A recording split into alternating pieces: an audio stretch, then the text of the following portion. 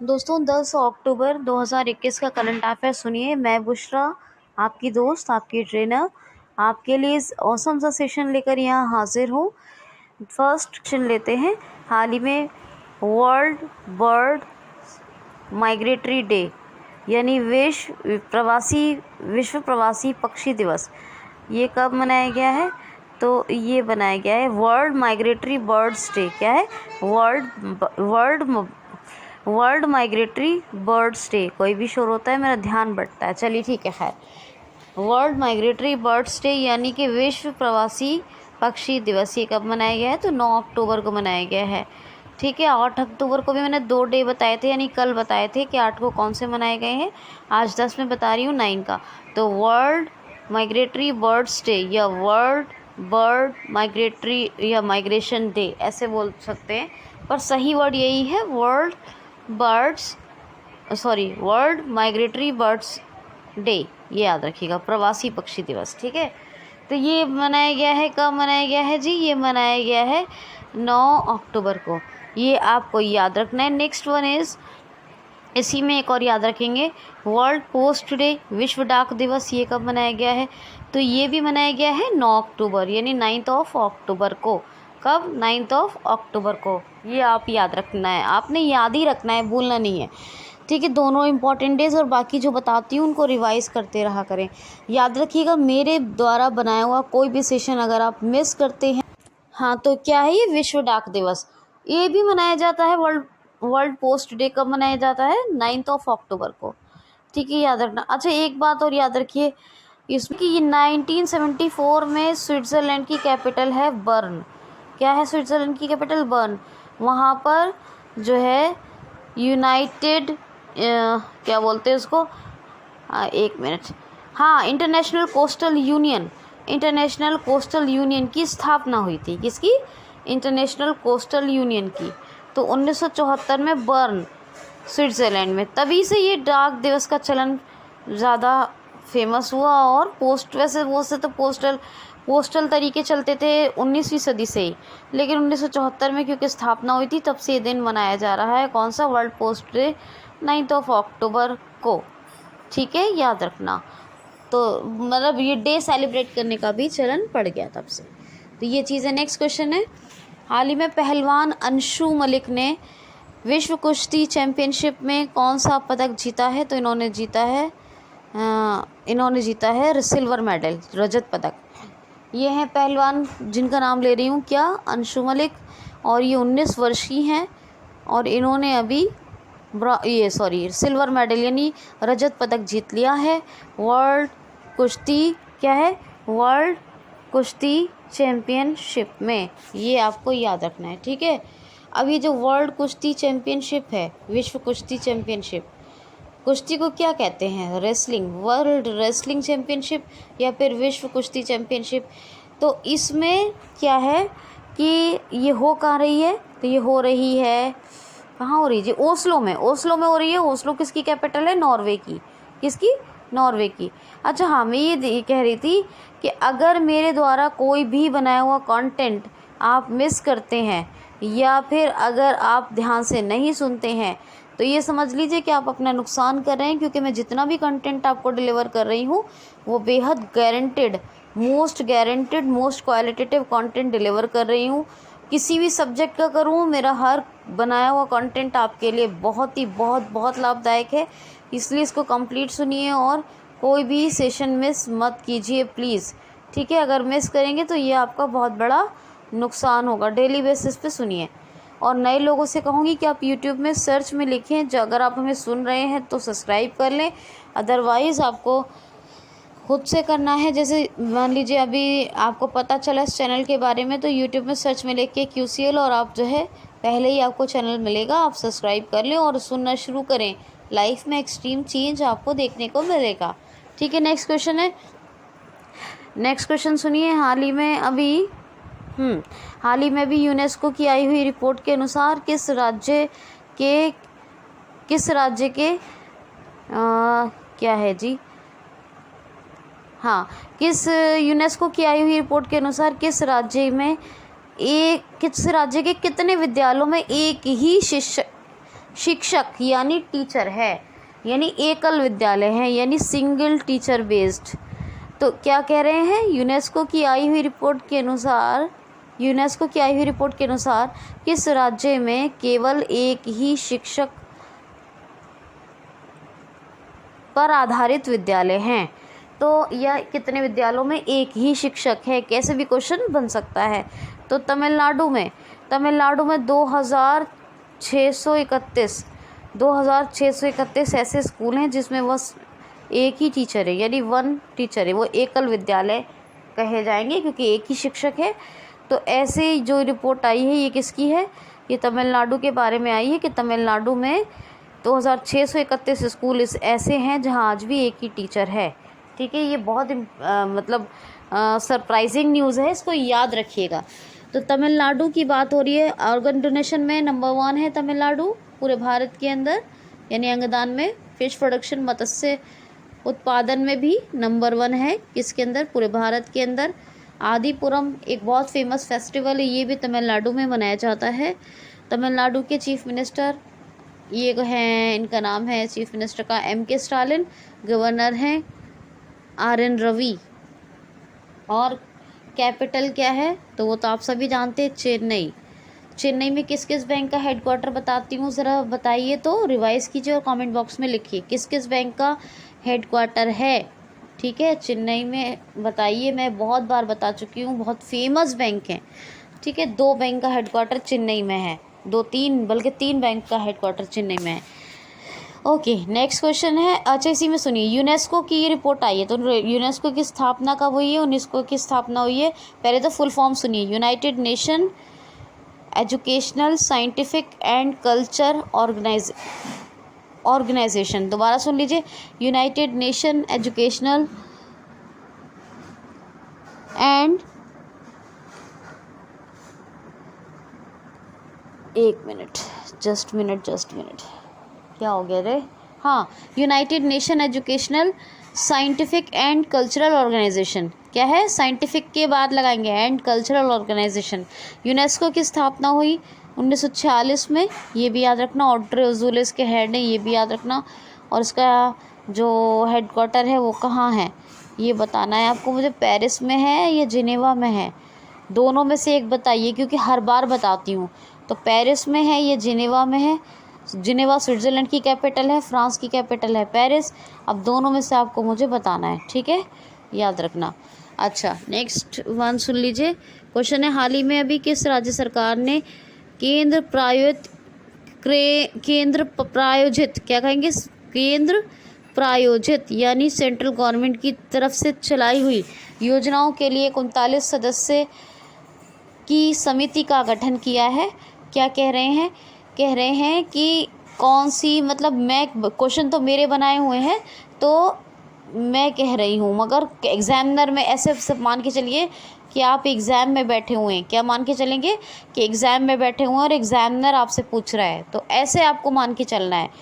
बनाए वो मेरे हैं लेकिन फिर भी एग्जामिनर ऐसे ही क्वेश्चन पूछेगा, थोड़ा घुमा फिरा के पूछ सकता है, ठीक है। तो सुनिए क्या कहा जा रहा है क्वेश्चन में कहा जा रहा है कि किस राज्य में अभी केंद्र प्रायोजित या कहेंगे केंद्र के द्वारा लागू की गई योजनाओं के लिए कितने सदस्यों की एक समिति का गठन किया गया है। तो ये कमेटी बनी है, ये इसमें है 39 मेंबर्स। कितने हैं, 39 मेंबर्स। और ये केंद्र सरकार की जितनी भी योजनाएं होती हैं, केंद्र प्रायोजित योजनाएं होती हैं, प्रायोजित कहते हैं जो प्रायोजित, समझ रहे हैं ना, जिसकी पूरा का पूरा, जिसका जो स्ट्रक्चर है, जो योजना है वो किसके द्वारा तैयार की जा रही है, जिसके द्वारा तैयार की जाती है उसको कहते हैं प्रायोजित।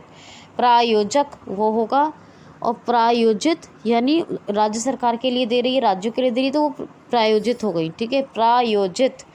तो ये केंद्र प्रायोजित योजनाओं के लिए 39 सदस्यों की एक समिति बनाई है, किसने, तमिलनाडु सरकार ने, ताकि उनका जो कार्यान्वयन है, क्या, जो केंद्र की योजना है उनका कार्यान्वयन, यानी उनका जो रेगुलेशन है, उनका जो कंट्रोल है वो बेहतरीन तरीके से हो सके, उनका जो लागू करना है, उसका जो इम्पोजिशन है, यानी उनका जो लागू करना है, उनको लागू यहाँ पर इम्पोज करना है, वो अच्छे तरीके से हो रहा है नहीं हो रहा है, कहाँ हुआ है कहाँ नहीं हुआ है, ये तमाम के तमाम ये जो दल है, ये जो कमेटी बन रही है 39 सदस्यों की, ये नज़र रखेगा। तो ये बनाई है तमिलनाडु राज्य सरकार ने। समझ आ गई बात।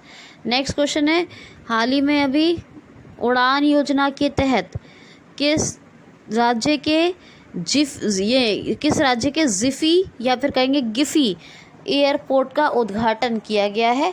हाल ही में उड़ान योजना के तहत अभी किस राज्य के जिफ़ी या फिर कहेंगे गिफ़ी एक कीवर्ड भी होता है, तो जिफ़ी याद रखिएगा, या फिर गिफ़ी भी आ सकता है एग्ज़ाम में, लेकिन याद रखना एयरपोर्ट की बात हो रही है तो ए ही है, जिफ़ी और गिफ़ी इसी का नाम है दोनों का, ठीक है। तो जिफ़ी एयरपोर्ट का उद्घाटन हुआ है। तो देखिए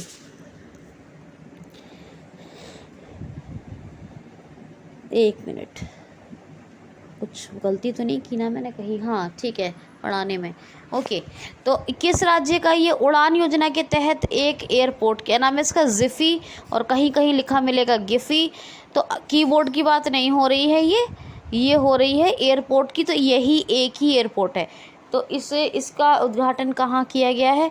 तो पहले तो आप उड़ान की फुल फॉर्म याद रखिए, उड़े देश का आम नागरिक, उड़े देश का आम नागरिक, ये उड़ान योजना की फुल फॉर्म है, उड़े देश का आम नागरिक।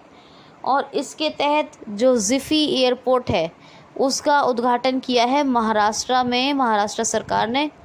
और स्पेशली जो महाराष्ट्र के चीफ मिनिस्टर हैं उद्धव सिंह ठाकरे, क्या नाम है, उद्धव सिंह ठाकरे, उन्होंने सिंधुदुर्ग, ये महाराष्ट्र का एक डिस्ट्रिक्ट है सिंधुदुर्ग, यहाँ पर ग्रीन फील्ड एयरपोर्ट है, कौन सा, जिफ़ी, या कहीं कहीं मिलेगा लिखा हुआ गिफ़ी, और इसका उद्घाटन किया है, ठीक है। याद रखना गिफ़ी कहीं कहीं मिलेगा, ज़्यादातर मिलेगा आपको जिफ़ी।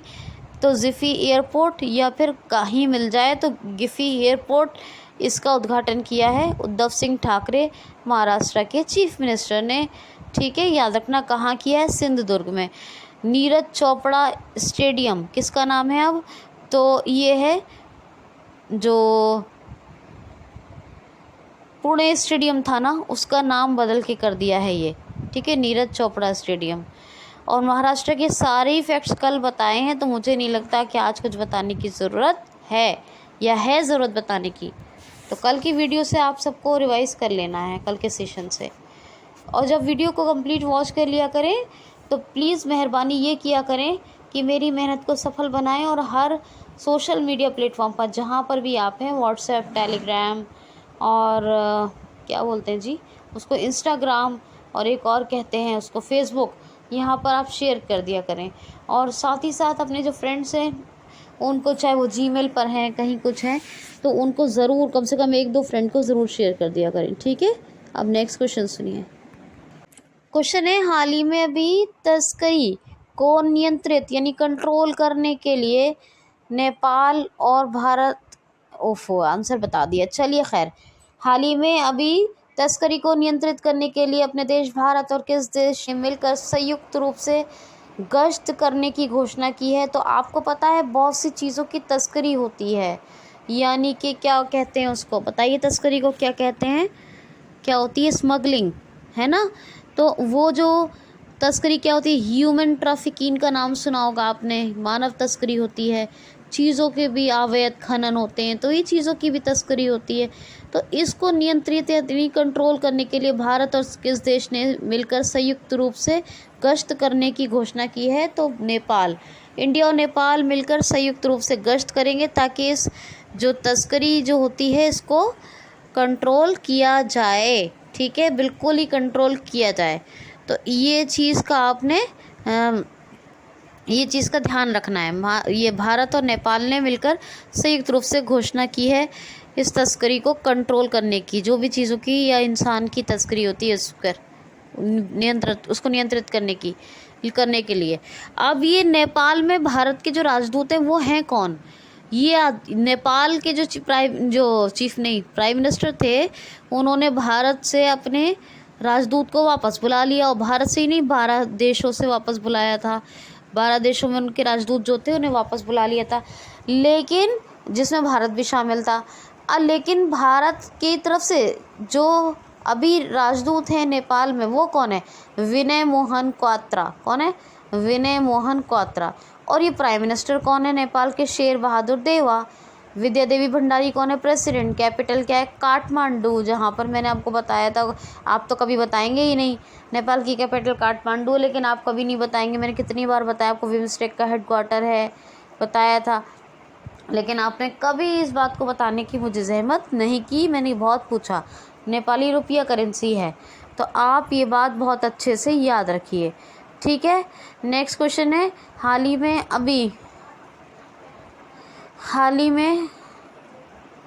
अभी क्या नाम है इनका? इसका नाम है बादल बांगरी। हाँ सर, देखिए हाल ही में अभी किसने? तो बादल बांगरी ने। क्वेश्चन यूँ बनाते हैं, हाल ही में बादल बांगरी ने किस कंपनी के CFO चीफ फाइनेंशियल ऑफिसर के पद से इस्तीफ़ा देने की घोषणा कर दी है। तो ये बादल बांगरी ये एयरटेल के चीफ फाइनेंशियल ऑफिसर थे, CFO थे, और इन्होंने अभी रिजिग्नेशन देने की घोषणा कर दी है। अभी रिज़ाइन करेंगे, इन्होंने ऐसी अनाउंसमेंट की है। कौन करेंगे? बादल बांगरी। कहाँ से करेंगे? तो ये करेंगे कहाँ से? एयरटेल कंपनी से। अब एयरटेल की स्थापना कब हुई? 1995 में। इस्टेब्लिशमेंट हुआ था 1995 में। न्यू दिल्ली में इसका हेडक्वार्टर है। और गोपाल विट्ठल ये इसके जो है इस टाइम पर Gopal Vitthal MD and CEO हैं, लेकिन चेयरपर्सन कौन है? तो वो है सुनील मित्तल। कौन है चेयरपर्सन? सुनील मित्तल। क्वेश्चन है हाल ही में अभी नागरिक उड्डयन मंत्री ज्योतिरादित्य सिंधिया ने अभी हरी झंडी दिखाकर किस दून ड्रोन मेले का उद्घाटन किया है? तो ये दून ड्रोन मेला, इसका आयोजन हो रहा है उत्तराखंड में। कहाँ? उत्तराखंड। और उत्तराखंड से मोस्ट इम्पॉर्टेंट क्वेश्चन बताया था कल कि अजय वॉरियर डिफेंस एक्सरसाइज हो रहा है, 5वां संस्करण है इसका, अजय वॉरियर का। और ये किस के? UK और इंडिया के बीच की एक्सरसाइज है अजय वॉरियर। और अजय वॉरियर कहाँ इसका आयोजन स्थल है? तो उत्तराखंड बताया था कल, ठीक है। तो अभी आज क्वेश्चन क्या आया है कि दून ड्रोन मेले का उद्घाटन किया है किसने? तो हमारे नागरिक उड्डयन मंत्री हैं ज्योतिरादित्य सिंधिया। इन्होंने अभी दून ड्रोन मेले का उद्घाटन किया है। अच्छा, उत्तराखंड के लेफ्टिनेंट जनरल गुरमीत सिंह कौन है? ये गवर्नर है। चीफ मिनिस्टर हैं पुष्कर सिंह धामी। ऑफिशियल कैपिटल देहरादून है। गैरसैंड ये समर कैपिटल है उत्तराखंड की। उत्तराखंड में नंदा देवी राजा जी नेशनल पार्क है। जिम कॉर्बेट भारत का सबसे पुराना नेशनल पार्क है, जिसका पूर्व नाम हेली नेशनल पार्क था। इसके बीचों बीच एक नदी बहती है रामगंगा, ये भी याद रखिए। अच्छा, और देखिए यहाँ पर फूलों की घाटी यानी वैली ऑफ फ्लावर्स है। उत्तराखंड में शांत घाटी कहाँ है? साइलेंट वैली, वो केरल में है। अच्छा, उत्तराखंड में कौन सा? लाई हरोवा और हरेला पर्व। लाई हरोवा और हरेला पर्व ये दोनों मनाए जाते हैं। माफ़ कीजिए, सॉरी लाई हरोवा मणिपुर का है। मणिपुर है, मणिपुर का बताती हूँ ना। लाई हरोवा वहाँ का है, मुझे दिमाग से निकल गया। I am so sorry, extremely sorry. Lai Haraoba Manipur का है, ठीक है, याद रखना। लाई हरोवा पर्व, तभी मैंने 2-3 बार कहा कि मैं क्या भूल रही हूँ। तो फूलदेही महोत्सव और हरेला पर्व, कौन सा? फूलदेही महोत्सव और हरेला पर्व ये मनाए जाते हैं उत्तराखंड में। और ये जो लाई हरोवा है, कौन सा? लाई हरोवा, इसका सेलिब्रेशन कहाँ होता है? मणिपुर में, तो याद रखना। खैर, तो उत्तराखंड की बात हो रही है तो हरेला पर्व और फूलदेही महोत्सव, ठीक है। अच्छा, उत्तराखंड में देखिए पहला फॉरेस्ट हीलियम सेंटर बना, ठीक है। पहला पॉलिनेटरी पार्क बना है, भारत का पहला फॉरेस्ट हीलियम सेंटर, भारत का पहला पॉलिनेटरी पार्क। और जो है ओपन फर्नरी का उद्घाटन जो हुआ है वो अल्मोड़ा ज़िले में हुआ उत्तराखंड के। और उत्तराखंड का जो सबसे ऊंचा हर्बल गार्डन सेटअप है वो भी उत्तराखंड में लगाया गया है। कौन सा? Herbal garden setup. अच्छा, पहला वन चिकित्सा केंद्र हो गया जी ये उत्तराखंड में। अच्छा, जो भारत का पहला बायोडाइवर्सिटी पार्क है वो कहाँ बना है? क्या नाम है उसका? भारत वाटिका। उसका भी जो है उद्घाटन, मतलब उसका शुभारंभ हुआ है, उसका उद्घाटन हुआ है, वो बन रहा है। कहाँ? उत्तराखंड में।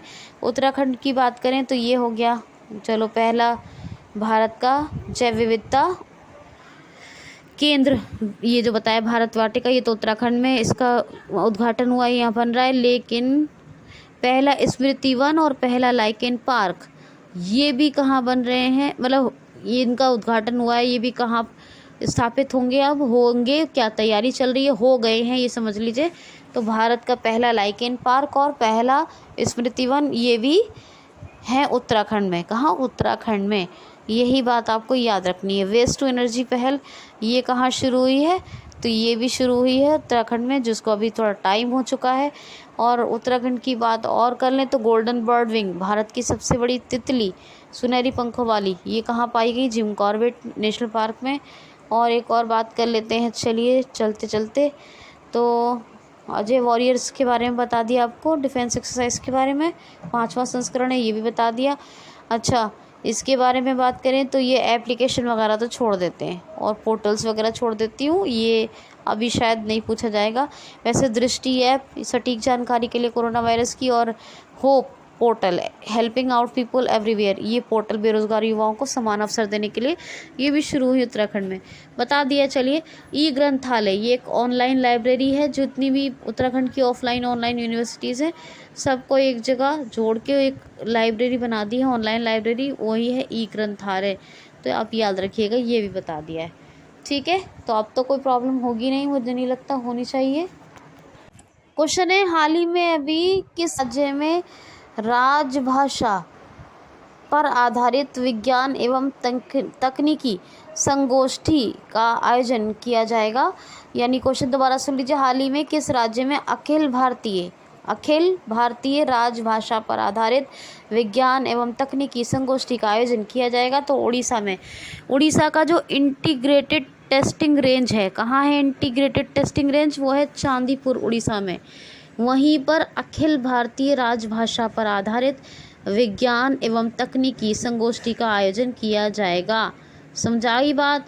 उड़ीसा का पुरी शहर, उड़ीसा का एक शहर है पुरी, वो एक पूरे भारत का एक ऐसा शहर है जहाँ 24 घंटे fresh pure drinking water available है, यानी शुद्ध पेयजल उपलब्ध है 24 घंटे। ये एक पहला ऐसा भारत का शहर है पुरी। दूसरा एक फैक्ट ये याद रखिए कि ड्रिंक फ्रॉम डैप योजना कहाँ चल रही है? वो उड़ीसा में ही चल रही है, ड्रिंक फ्रॉम डैप योजना।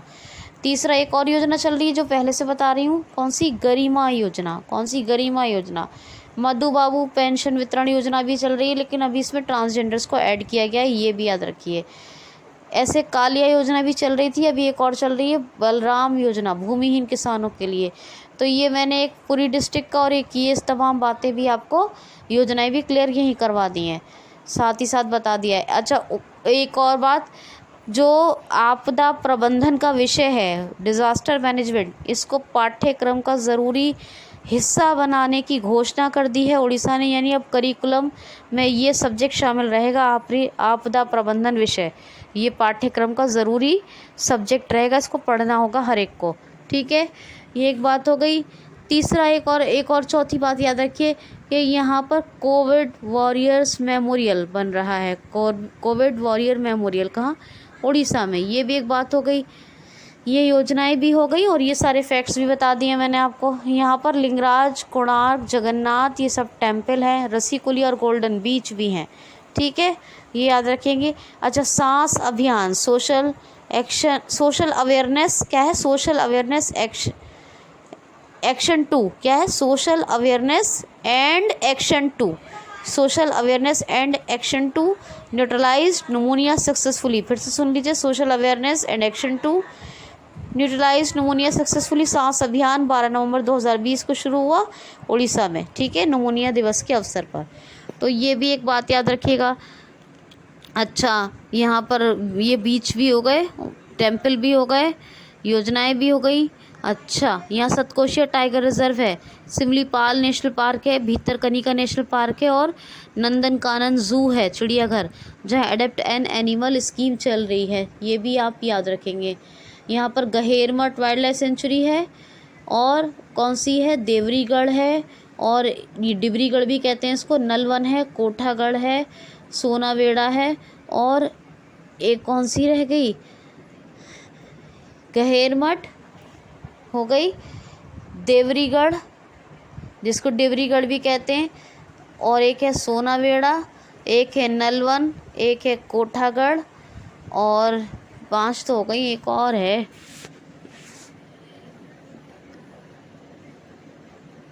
सोनावेड़ा, नलवन, कोठागढ़, वाईशीपल्ली। कौन सी रह गई? वाईशीपल्ली। तो ये 6 हो गई, सोनावेड़ा, कोठागढ़, नलवन, वाईशीपल्ली, गहेरमठ और देवरीगढ़ या देवरीगढ़, ये 6 हैं। याद रखनी है आपको। यहाँ पर ज़ीरो मिशन ऐप शुरू हुआ। कौन सा लॉन्च हुआ था ऐप? ज़ीरो मिशन, और एक सेचा समाधान और परिश्रम पोर्टल, और दूसरा कौन सा? सुमंगल पोर्टल। ये 2 पोर्टल भी यहाँ चल रहे हैं, पूछे जाते हैं, पोर्टल भी और ऐप भी। और कौन सा? उड़ीसा का पुराना नाम क्या है? कलिंग। उड़ीसा दिवस या उत्कल दिवस कब मनाया जाता है? 1 अप्रैल को हर साल 1 अप्रैल को, तो 2021 में भी मनाया गया है। चैत्र जात्रा महोत्सव, नुआखाई उत्सव और रज पर्व या रजा पर्व, क्या कहते हैं? रज पर्व या रजा पर्व, दोनों नाम से जानते हैं। ये तीनों फेस्टिवल मनाए जाते हैं ओडिशा में। ये आपको याद रखना होगा, ठीक है। तो मेरे ख्याल से मैंने कुछ छोड़ा तो है नहीं, फिर भी कुछ रह गया हो तो पुराने वीडियो से रिवाइज कर लीजिएगा, ठीक। नेक्स्ट क्वेश्चन सुनिए। हाँ, नेक्स्ट क्वेश्चन है, 1 मिनट 1 सेकेंड, क्या प्रॉब्लम आ गई इसमें? हाँ, नेक्स्ट क्वेश्चन है, हाल ही में अभी किस देश की पहली मलेरिया वैक्सीन को WHO ने मंजूरी दे दी है? तो ये है यूके की, यूनाइटेड किंगडम की पहली मलेरिया वैक्सीन, जो बनाई है किसने? यूनाइटेड किंगडम यानी यूके ने, और इसको वर्ल्ड हेल्थ ऑर्गेनाइजेशन ने मंजूरी दे दी है। यानी प्रथम यानी फर्स्ट मलेरिया वैक्सीन, मलेरिया का टीका डेवलप किया है यूके ने पहली बार, और ये पहली वैक्सीन है ऐसी जो मलेरिया के लिए डेवलप हुई। इसको वर्ल्ड हेल्थ ऑर्गेनाइजेशन ने जो है मंजूरी यानी अनुमति दे दी है। अच्छा, यूके की बात की है तो अजय वॉरियर्स, अभी बताया था ना अजय वॉरियर्स के बारे में, तो अजय वॉरियर्स के बारे में याद रखिए। 5वां संस्करण डिफेंस एक्सरसाइज इंडिया और यूके और इंडिया के बीच की, और ये इसका आयोजन स्थल क्या है? उत्तराखंड, ये आपको बताया था। तो ये याद रखिए। पाउंड स्टर्लिंग यहाँ की जो है करेंसी है, कैपिटल है लंदन, और ये बोरिस जॉनसन, ये कौन है? प्राइम मिनिस्टर हैं। तो ये आपको ये बात याद रखनी होगी, बिल्कुल भूलना नहीं है, ठीक है। 1 सेकेंड। देखिए एक बात और, ये जो था अर्बन ई गवर्नेंस इंडेक्स या अर्बन गवर्नेंस इंडेक्स, क्या बोलेंगे? अर्बन ई गवर्नेंस इंडेक्स, याद रखिएगा ज़्यादातर, नहीं तो अर्बन गवर्नेंस इंडेक्स, इतना तो याद रखिएगा। इसमें नंबर 1 पे रहा था उड़ीसा। कौन रहा था नंबर 1 पर? उड़ीसा।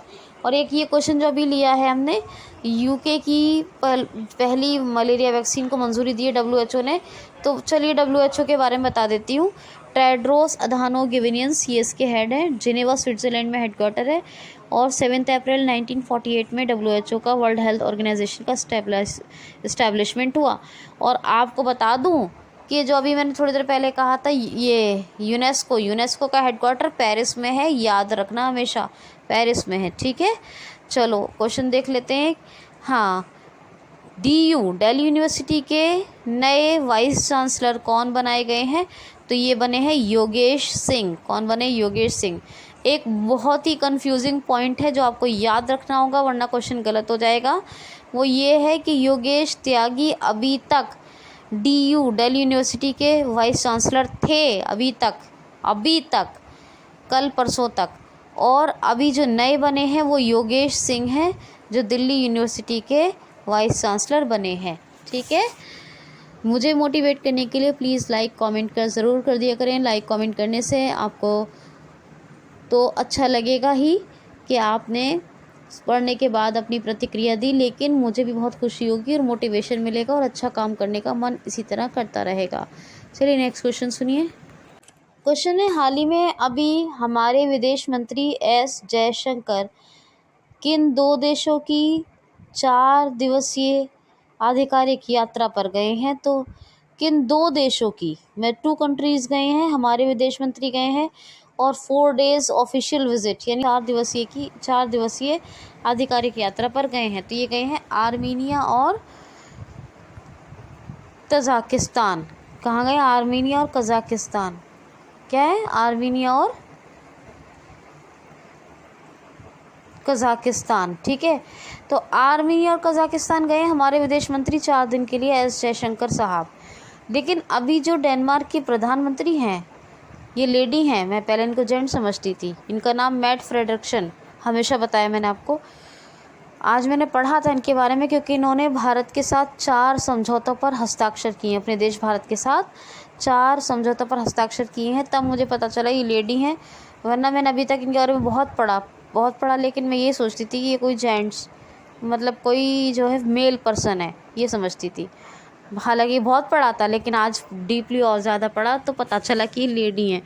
ओके, तो ये आई हैं डेनमार्क की प्रधानमंत्री, है ना, याद रखना। और अभी हमारे जो विदेश मंत्री एस जयशंकर साहब हैं, ये कज़ाकिस्तान और यहाँ गए हैं, इधर आर्मीनिया। तो कज़ाकिस्तान की कैपिटल क्या है? नूर सुल्तान, कज़ाकिस्तानी टेंगे करेंसी, और क्या है इनका नाम? केजे टोकायम कौन है? प्रेसिडेंट है कजाकिस्तान के। आर्मीनिया की कैपिटल क्या है? येरेवन, माफ़ कीजिए, येरेवन। क्या है आर्मीनिया की कैपिटल? येरेवन कैपिटल है। आर्मीनियाई दिरहम करेंसी है, और इनके सरकीशेंक सरनेम याद रखेंगे। सरकीशेंक हैं आर्मीनिया के जो है प्रेसिडेंट। कौन है? सरकीशेंक। और क्या नाम है? सरकीशेंक। सरनेम याद रखना है, सरकीशेंक। सरनेम याद रखना है, और सरनेम में सरकीशेंक है, सरकीशेंक। ठीक है, तो सरकीशेंक ये है सरनेम इनका, प्रेसिडेंट है ये। और दोनों का बता दिया। नेक्स्ट क्वेश्चन सुन लीजिए। हाल ही में सत्यजीत रे पुरस्कार के लिए किसको चुन लिया गया है? तो सत्यजीत पुरस्कार से सम्मानित किया जाएगा बी गोपाल। ये तेलुगु फिल्म एक्टर हैं, तेलुगु के फिल्म एक्टर हैं बी गोपाल, और इन्हीं को सत्यजीत रे पुरस्कार से सम्मानित किया जाएगा। इनको एक शॉल मिलेगी, 10,000 रुपये मिलेंगे, और एक शील्ड और सर्टिफिकेट मिलेगा। यही मिलता है सत्यजीत रे पुरस्कार में। तो किसका क्या नाम है इनका? बी गोपाल। ये तेलुगु फिल्म एक्टर हैं, याद रखना इनका नाम। अब सुनो नेक्स्ट क्वेश्चन है, हाल ही में भी यूनेस्को ने किस देश के लिए state of the education report जारी की है? यूनेस्को के बारे में मैंने अभी बताया था आपको थोड़ी देर पहले ही। तो UNESCO, United Nation Educational, Scientific and Cultural Organization, इसने एक अपने देश भारत के लिए ही जारी की है। क्या? State of the education report. क्या है? State of the education report. ये यूनेस्को ने अपने देश भारत के लिए जारी की है। और क्वेश्चन आज लास्ट क्वेश्चन लेते हैं 10 अक्टूबर को, 10 अक्टूबर का लास्ट क्वेश्चन है। क्या है? ये क्वेश्चन है, हाल ही में अभी किस राज्य में राष्ट्रव्यापी नदी एवं पशुपालन योजना एवं कार्यक्रम का उद्घाटन या शुभारंभ किया गया है? तो उत्तर प्रदेश में। देखिए, जो हमारे केंद्र मंत्री हैं, सेंट्रल मिनिस्टर हैं, ये केंद्र के हैं, पुरुषोत्तम रूपाला। क्या नाम है? पुरुषोत्तम रूपाला। ये केंद्रीय पशु मत्स्य पालन एवं डेयरी मंत्री हैं, पुरुषोत्तम रूपाला। इन्होंने उत्तर प्रदेश के गढ़मुक्तेश्वर से अभी शुरू किया है राष्ट्रव्यापी नदी एवं पशुपालन अभियान कहिए, एक प्रोग्राम कहिए, या फिर एक योजना के स्तर पे भी कह सकते हैं। इससे क्या होगा? नदियों की स्वच्छता बढ़ेगी, नंबर 1। और दूसरा क्या है? मत्स्य जो उत्पादन है वो बढ़ेगा। इससे मछुआरों की जो लाइवलीहुड है उसमें सुधार आएगा, इम्प्रूवमेंट होगा। तीसरी बात ये है कि पशुपालन में वृद्धि होगी। तो बहुत से फ़ायदे हैं, ठीक है इसके। ये उत्तर प्रदेश के गढ़मुक्तेश्वर से शुरू किया गया है, पूरे उत्तर प्रदेश में राष्ट्रव्यापी है ये, ठीक। काला नमक चावल महोत्सव कहाँ मनाया गया है? उत्तर प्रदेश में मनाया गया है, यहीं मनाया जाता है। अभ्युदय योजना, नवीन रोजगार छत्री योजना, बाल श्रमिक विद्या योजना, ये तीनों कहाँ चल रही हैं? ये उत्तर प्रदेश में चल रही हैं। उत्तर प्रदेश ने ई पंचायती राज 2021 का पुरस्कार जीत लिया है, ये भी पता होगा आपको, बताती रहती हूँ मैं, हर बार बताती हूँ। उत्तर प्रदेश के पिलखुए में DRDO ने फायर सेफ्टी सेंटर स्थापित किया है, और देवबंद जो है यहाँ पर एक यानी ATS सेंटर की स्थापना हुई है। ठीक है, ये भी याद रखना। अच्छा, Yogi Adityanath chief minister, Anandiben Patel governor, Lucknow capital Gomti नदी के तट पर है, तो याद ही है, वह हमेशा ही बताया है। राजकीय पशु क्या है? बारहसिंगा। राजकीय पक्षी सारस है। राजकीय पुष्प पलाश। राजकीय वृक्ष अशोका है। दुधवा नेशनल पार्क है, अमनगढ़ है, नवाबगंज है, और चंद्रप्रभा नेशनल पार्क है। पीलीभीत टाइगर रिजर्व भी है, और कतरनिया घाट वाइल्ड लाइफ सेंचुरी भी है। कहाँ? उत्तर प्रदेश में। मंडवाडी रेलवे स्टेशन का नाम बदलकर किसने जो है अभी रख दिया है? Banaras railway station. उत्तर प्रदेश सरकार ने चेंज कर दिया नाम, बनारस रेलवे स्टेशन कर दिया है मंडवाडी से। तो ये तमाम फैक्ट्स आप याद रखिए, और बाकी तो मैं आपको बताती रहती हूँ। कैसा लगा सेशन ज़रूर बताइएगा मुझे। आज के लिए इतना ही। Thanks for watching.